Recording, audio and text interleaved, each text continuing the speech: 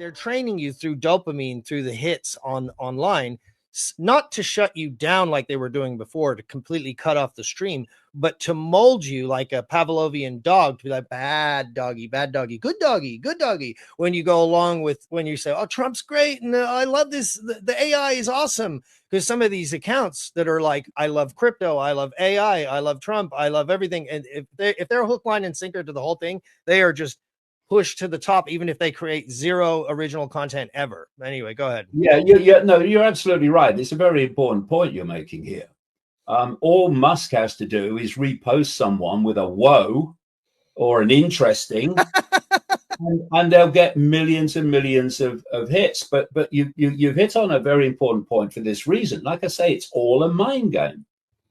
If you are setting yourself up as someone supporting free speech, and you have been allowed to buy Twitter because the deep state had it before, why would they sell it to him? Then you can't kind of overtly start throwing people off. You'll do that as a last resort, but you don't want to do it because it's unless they call out the H-1B visas, then you throw a tantrum, and then everybody sees. I told people before, I'm like, what? Don't give Elon too much power, because the guy is mentally unstable. And then they saw, once they turned against him, then he was like, he threw out a tantrum and he started wigging out and yelling and screaming and doing all this kind of crazy weird stuff. You think when this guy gets a microchip in your head and owns your bank account and runs 10 AI robots connected to Skynet, and he thinks he's AI God, you think he's going to be chill when you cross him? I don't think so. David, I got to tell you, I'm dying, because I feel like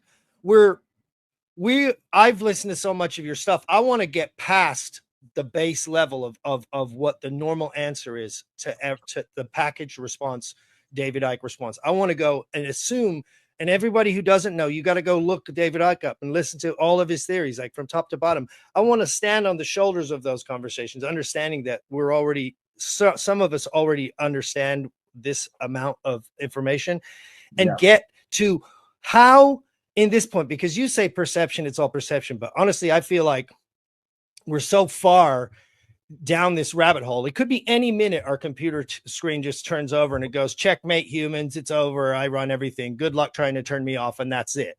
This is how close we are to AI super intelligence. So I'm saying, just perceiving differently, which is what you say, they control perception. They want to control perception. But once there's a robot drone kicking in your door and implanting a microchip in your head, it's really not going to matter what you perceive or don't perceive. I'm saying, how the fuck can we stop this? We have like a year, maybe. I think we need to, people like you need to get protests out. We need to try and build the situation where people understand that this is bigger than an alien invasion. This is bigger than the sun exploding, practically. This is something that we'll never get out of, because if the sun explodes, scientists come to say, oh, the sun's exploding. So we build some spacecrafts, we send off a little mission, and some human beings survive. If AI takes over this planet, you won't even be able to escape it. It's just going to follow you and track you down. You're not going to get away from it. This is going to stick with humanity till the end. We'll either be enslaved forever, completely wiped off the face of the planet. How do we wake people up? How do we start getting some marches going? How do we start bullhorning these places? And what do we do to stop it? I have a theory, I'll tell you, but I really want action. I got to know. We can't just change our thoughts or perceptions. We have to do something. But you see, this is the point. Unless perceptions change, you won't do anything, because you won't think there's anything to be done. This is the power of people telling you what you want to hear, because what you do then is you say, oh, well, they're going to do it for me. That's the way that I'm saying, how do we do it? I know. I marched against clowns. I know. You marched against clowns. I was heard around the whole world. So were you. What do we do now?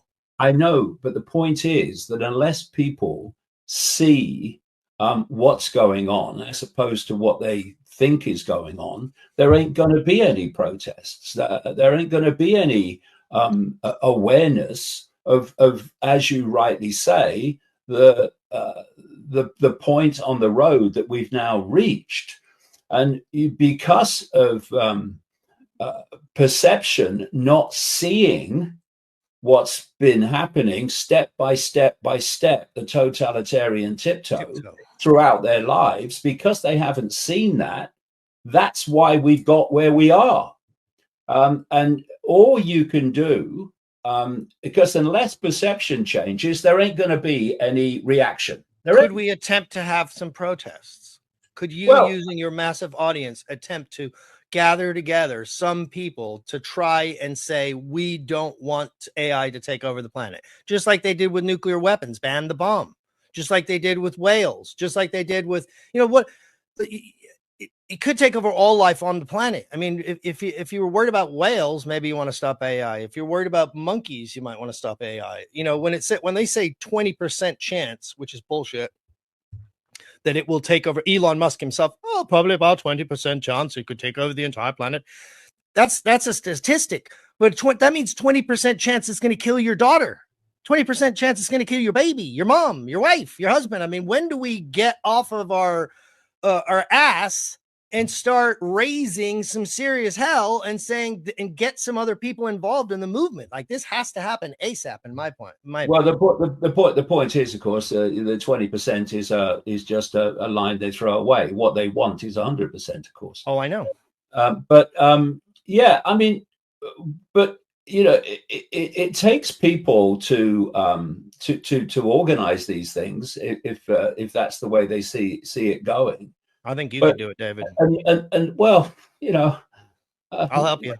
Yeah, I mean, but when I challenge this whole thing and talk about what we've been talking about here, you get enormous amounts of abuse, because not only do you have people who are mesmerized by Trump and Musk, but of course you've got this extraordinary situation with the bots and the reactions that are now possible on the internet in terms of comments and what have you, that are not people at all, and fuck them. Yeah, do the same we did in Kush. We had to go through the same shit, and everyone was against us in the beginning. Yeah, I know. But I don't care about that. Of course, I don't care about that. I've been getting abused for 35 flipping years, mate. It just off and ducks back to me. What I'm saying is, we are facing an enormous tidal wave now of a flow of information and communication to stop people seeing what's going on. And you know, what can you do except bring people as best as you can up to the line of understanding that it's what's happening is not what they think it is. I think we need to focus, because this is why what I've been starting to do is I was actually, I'm going to become completely honest, I was against Elon and I was against Trump until they problem reaction solution me with Kamala Harris. And then I was like, you know what? I got to get Trump in. He's going to go in. Then when he brought in RFK, I was sure that he had learned from his lessons about the mRNA, because RFK was going on about that. And then now when you see that they've completely flipped the script and they're not against that, now I'm trying to crystallize the fact that literally the only thing of importance in humanity at all right now is the AI problem. And so if we can everyone really just focus your minds on this issue and post about it and repost about it and have small protests. If you can find somewhere where there's an AI factory, maybe go out with a bullhorn and just maybe you might start getting some other people interested in it. But something has to happen, because either that or we're just literally giving up and we're basically a bitch species that is going to sit here cuckolded by a robot that comes along and fucks our planet right in front of us. We basically bring it in and we let it take over our whole house. We let it fuck our children, fuck our planet, fuck our everything, and turn us into piece of shit rat monkeys, which is what it's going to call us when it gets in power. And what are we going to do, guys? Well, you know, people have to make decisions faced on with the evidence of how they choose to react to this. I mean, there's billions of people in the world, and my role in this is to alert people to the fact that what they're being told and the reasons they're being told it is not what the whole thing is really about. It's that they're being given smoke screens, they're being lied to, they're being told what they want to hear, so that what you're describing can come in without too much protest and too much resistance. And this is why they've gone for the left. They've basically got them, and now they're going for the right in a different way to get them. And again, fundamental to anything happening is people realizing what is happening, and therefore there's something to address here that's urgent. Okay. That's my role. Now, there's billions. You've been doing it for your whole life, so forgive me. I know no one has done more than you, David, and I give you mad respect. And I'll do it. I'll do it to the day I keel over. I want to see you out there on an anti-robot protest. Humanity! I will be absolutely delighted to do it. Let's go. Other people have got to get off their backsides. Yeah, we're not there yet. We might not be there yet. First of all, seeing that there's something that urgently needs addressing. This is happening, as you rightly say. This is happening so fast now. And the thing is that the more control that is centrally in their control, the quicker the control can get more and more severe. And the more we've seen that, the more you centralize power, the more power you have at the center to centralize even quicker. And it's the same with AI. The more control that you give to AI, it's like a singularity. The quicker the whole thing can move towards total AI control. So it is urgent. I mean, people like Ray Kurzweil at Google, the so-called futurist, has talked about a target year of 2030 when they want to be connecting the human brain to artificial intelligence. Well, I've got news for you. It's happening already. It's already happening. This is the thing about what was all that about? Well, fundamentally, it was about getting this stuff inside people so that it can self-replicate. This nanotechnology can self-replicate, not least through graphene oxide, which is a superconductor of electricity, which is how we think and how we communicate. The body communicates with itself, but it's also an amplifier of electromagnetic fields. So the more you of this graphene you have in your body, the more the impact upon you of the electromagnetic fields will increase. And the what they're looking for in this AI fusion with humans is a hive mind. I've been warning about this for decades, the hive mind agenda, so that they can, from a central point, plant the same thoughts in everyone connected to the hive mind. Yeah. And, I tell you what, Matt, we shouldn't underestimate how far that. Well, actually, I was about to interject because remember the conversation you were having with so-called Adrian Dittman on the Alex Jones X Spaces? Yeah. Alex was telling me off air it was Elon Musk. So I'm like, is it or isn't it? I still think it is him. I mean, you make your own assumptions. I've done entire episodes on who is Adrian Dittman. He threatened to sue me and blocked me. Okay, so that's how I feel about that guy. Right. But he was basically saying, well, I mean, you're already like in a hive mind. What the fuck do you think you are here? We're all talking through this, like a X space is a hive mind. No, that's just like being in a large room talking with people. You're not like overwhelmed by the thoughts of the other hive. You don't just automatically get implanted like we need to go get honey and everybody leaves and goes and gets honey. You're just in a room talking with lots of people. It's a completely different thing, but they try to say you're already in the hive mind. This is already a hive mind and you've already become a cyborg. And they always try to say it's already happened. It's too late. It's like, I can't help but, you ever hear the game Just the Tip? It's not a real game, but they joke, you know, a guy plays just the tip with a girl. He's like, I'll just put the tip in. Like, that's what they do with the chip. They want to just break that barrier. Once they break that barrier and start raping your mind with AI, they're not going to stop. They're just going to keep going and going and going. And this idea of merging with machines is totally fake. I didn't even know that I heard from all the podcasts I've been listening to for days now. Ray Kurzweil was saying, oh, yeah, well, pretty soon it's going to become less and less. The human thought is going to be. I mean, I didn't need a futurist to tell me that. I just know it's obvious. It's just like a cell phone. At first, it's going to be, I want to have a mathematical memory of chips. So when I see numbers, I can calculate numbers. Then it's going to be, I want to be able to speak French. And you're going to flick like on your phone. You're going to say access to speech centers, access to memory centers, access to visual cortex, access to this.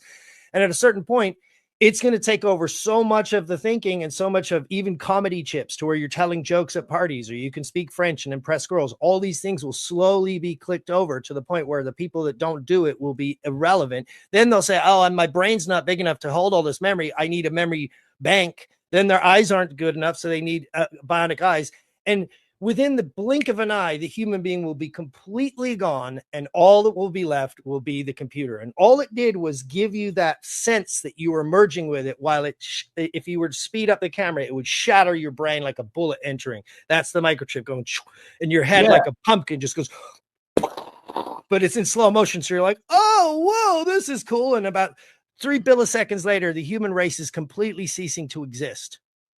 Yeah, well, what you said earlier, another massive part of this whole mind game is the claim that it's inevitable, because that changes the game. If you are opposing something and you want to stop something, then you seek to stop it. But if you are convinced that something is inevitable, then you're moving from stopping it to mitigating its impact, or becoming a part of it. Like, do you want to get out in front of it? Like, oh, I'm going to need to be the first person to get the brain chip because I don't want to be left behind.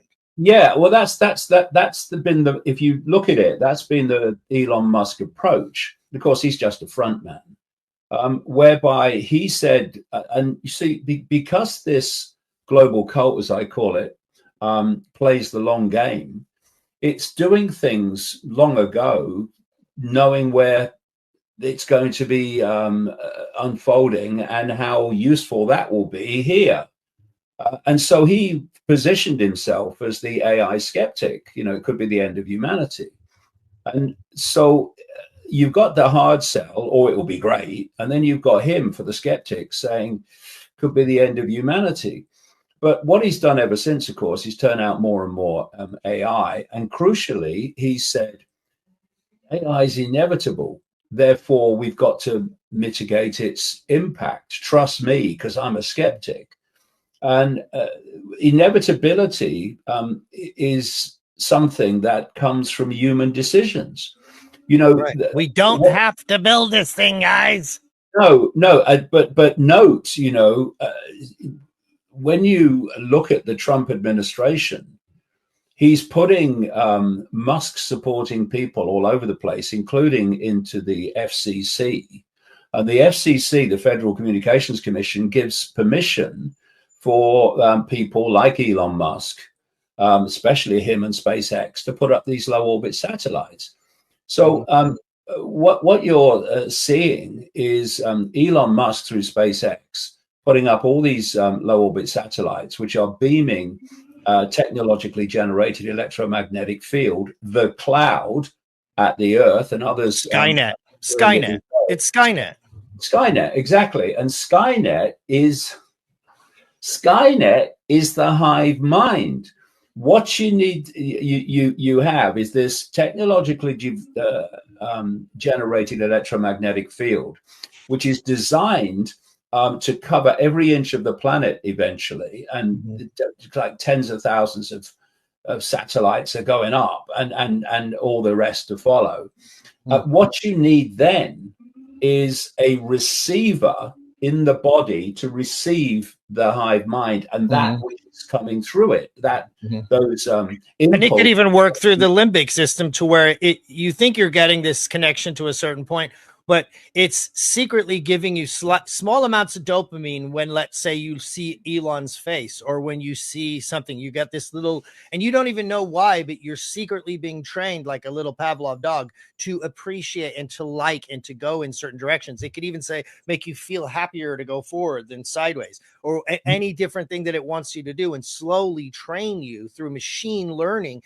David, do you know, are you're gonna cut me off hard at the top of the hour, are you? Not hard, but I mean, what you're saying is very, very perceptive. This is how it's being done in the run up to the hive mind becoming full blown.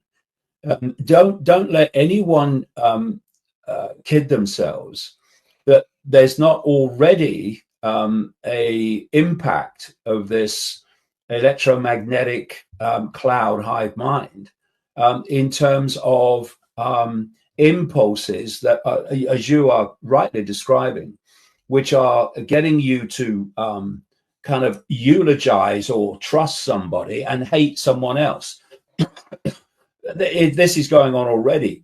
The point that I'm making is that the receiver part of the system, the graphene, of the hive mind system, is what it's graphene, and it's nanotechnology in general. And there's patents out there for the graphene interacting with the 5G and even creating self-assembling nanobots. I mean, I don't necessarily take it that far, but as far as we've come already, I mean, everything that they talked about back in the day is coming through. Like, I was reading Scientific Americans when I was like 7 years old, and we're talking about self-assembling nanobots back then and brain chips and all this stuff. People think Yuval Noah Harari is some genius who came up with all this stuff. This is all old school. I mean, this is like Star Trek episode stuff. I mean, they had holodecks, virtual reality. They had the Borg, the cyborgs. They had nanobots. They had everything you can imagine, things inside the dimension, outside the dimension, time loops. All this stuff's already been thought out years and years ago, guys. The reality is they're just out there propagating it. Now, let's take a little twist, because we're going to run out of time, maybe, depending on how gracious you are, but or what your schedule says. But this is something I've always wanted to ask you. So you have this thing about perception, and that we're actually already, in a way, living in virtual reality. Yeah. And that we're actually really living in a false reality, trapped inside the visual spectrum, the microscopic part of the electromagnetic spectrum, which itself is a small part of the actual physical existence of nature. And you also talk about the elite being satanic and praying to demons. Now, it's a little bit of a leading question, but do you think when they actually pray to these demons or entities that they are given things, that the entities do things for them? Oh, for sure. You know, this is one of the frustrating things, Matt, right? And why I keep going on about it is this, all these people overwhelmingly out of the mainstream have appeared and taken over, hijacked what's called the alternative media. And their role, and some of them will know, and some of them will just have that mentality, and so they get promoted because they that's all they kind of way they see it.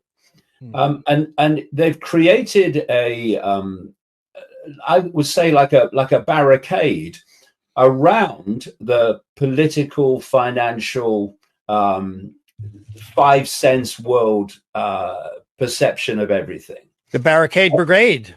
The Barricade Brigade, I call them, yeah. And yet, because, why have they done that? Because unless we understand the scale of what's happening, we're never going to find solutions to it. So what I was back to, just to the entities part, because I was kind of trying to switch. Yeah, when I was researching this back in the kind of mid 1990s, it became clear that this global cult of secret societies were representing within human reality something outside of human reality. And this has just become more and more obvious to me that we are operating within a tiny band of frequency. I mean, the material world is so tiny, it's laughable. Never mind what we can see, it's laughable. So I'm sitting in this room now. I can see a couple of lights, I can see a wall, a picture, I can see a computer, and everything in between those forms, material forms, it seems to be empty space to my perception. It's not, Right. but it seems to be.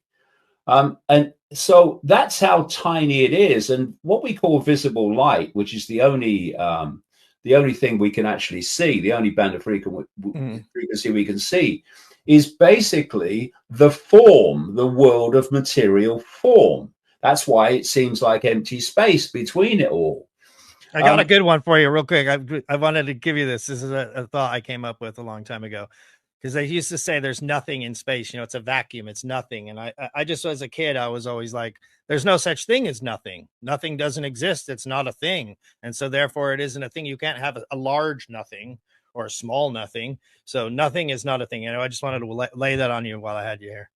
Yeah, well, what's happened now, of course, is we've got into this whole realm of quantum physics, which shows that there isn't even any physical as we experience it. That's the scale of the illusion that we are the Where is perception the illusion. illusion coming from? Who's conjuring it? And What- are they able to communicate with the entities, yeah, aliens, demons on the other side? And do they actually do favors for the people doing the rituals to the people on the other side of the veil?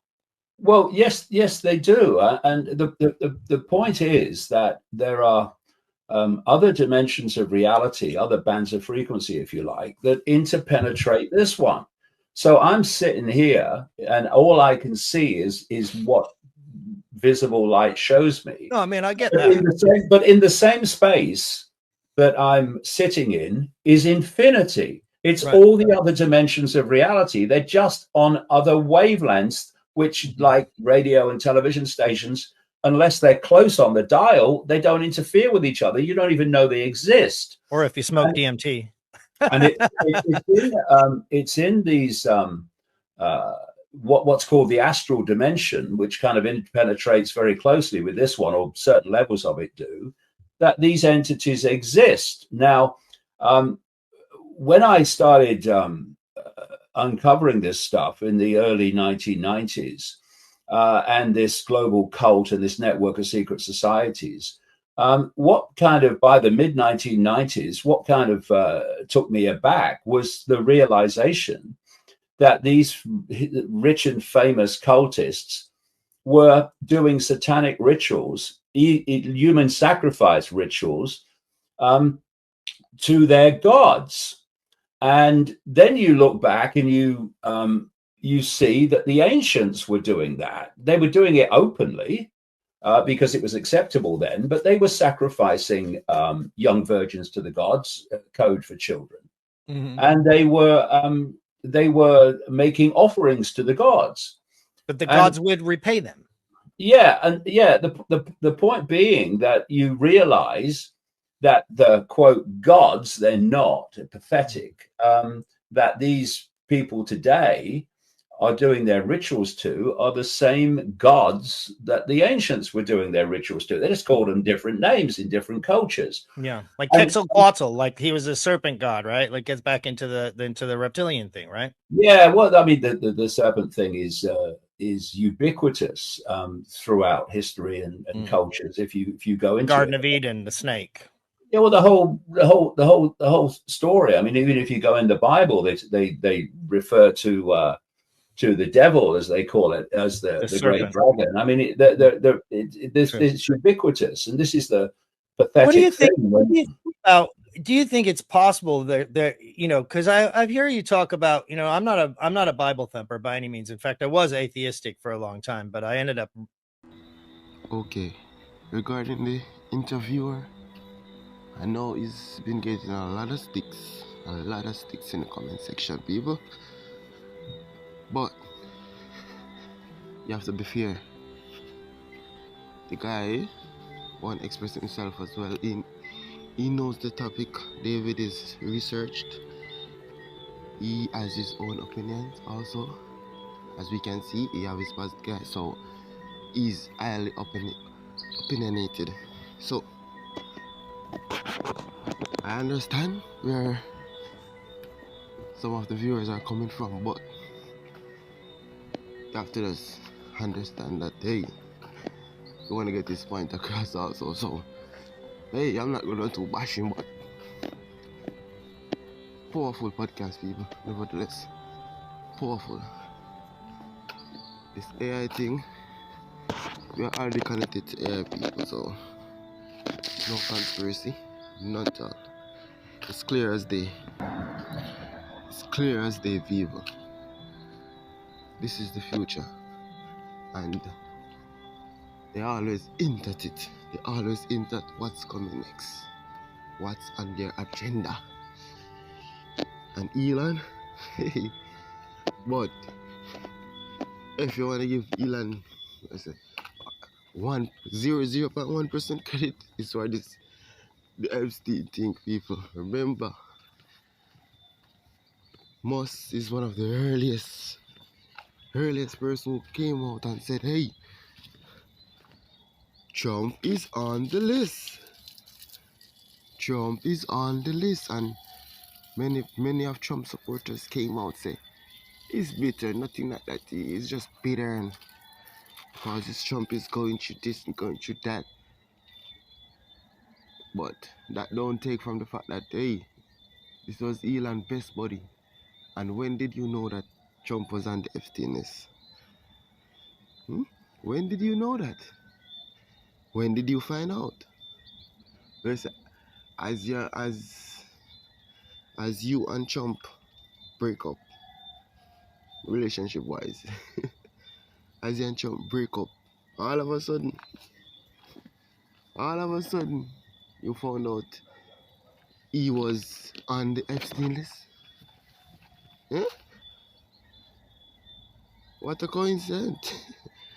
What a coincidence, ain't it? What a coincidence. So they're all in it together, people. All in it. All in it. Remember, Elon said AI can take over the world and be the end of humanity. But yet still this guy wanna put a microchip in your skull. Huh? Isn't that the irony of all ironies? This guy have the nerves, people. He have the nerves and the gall. But he will trick some.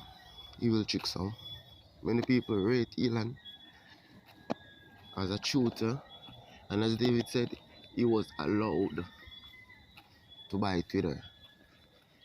And because he reinstalled David on Twitter and others, you think David not going to criticize him?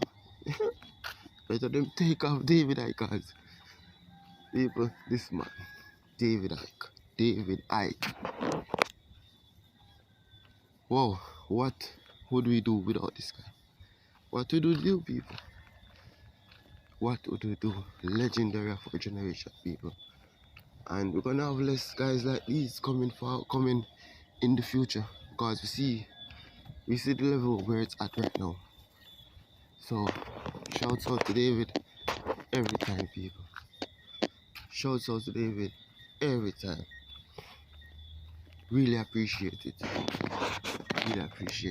Living legend, people. So continue to do your work, and I'll continue to share it, get it on the YouTube as much as possible. Beat the algorithm, people, to get that message out. So that's where it's at, people. It's an information war.